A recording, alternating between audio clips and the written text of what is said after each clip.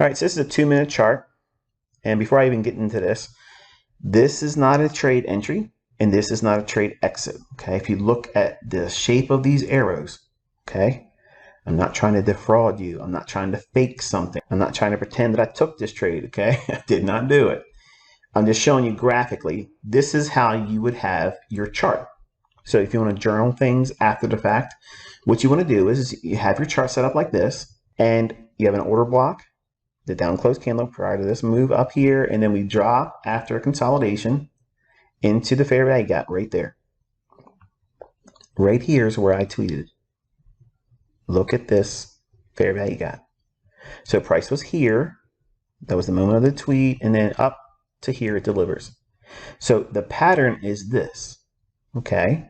So when you have that, you go back into your charts, you mark it up like this, and then over here, you want to put down any observations. How long did it take before this move started to be delivered to the upside after it went into the fair value gap? Well, each one of these candles is 2 minutes, right? So it went into it here, so that's 4 minutes, and then 6 minutes, and then starts delivering 6 minutes after hitting it. And then it took 1, 2, 3, 4, 5, 6, 7, 8, 9, roughly 20 minutes to deliver that expectation and price. So it went from a discount. How's this discount? We moved from the low to here. Think about what's being shown.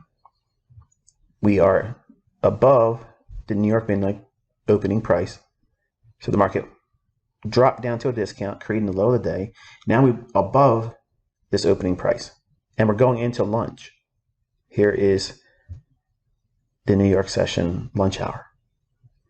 So we have time before 12 o'clock for this to potentially deliver, but I was giving it time, see if it wants to go there in the PM session, which will be on the other side of lunch around 1 o'clock to 1:30, and then start to deliver that. But like I was mentioning moments ago, lately when I post or talk about anything, it's like it wants to get there right away.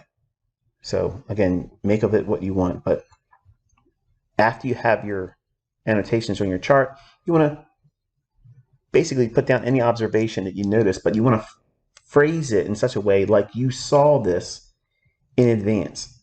So what happens is you're tricking your subconscious into believing that this is a experience that you really had. And it's like it's called self-talk. Okay, you're reassuring and reinforcing something that would be a positive thing for you. And while you may not have seen that trade and you didn't have the experience that I was showing on Twitter today before it happened, you borrow that experience for the study.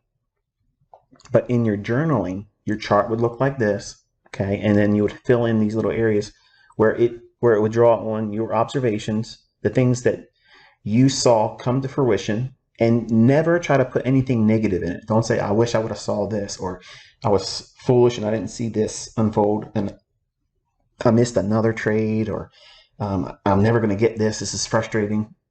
These journal entries are for you to reflect upon at a later time. And you want them to be positive. You want to basically cheerlead yourself in your journaling and keep things very fact-oriented.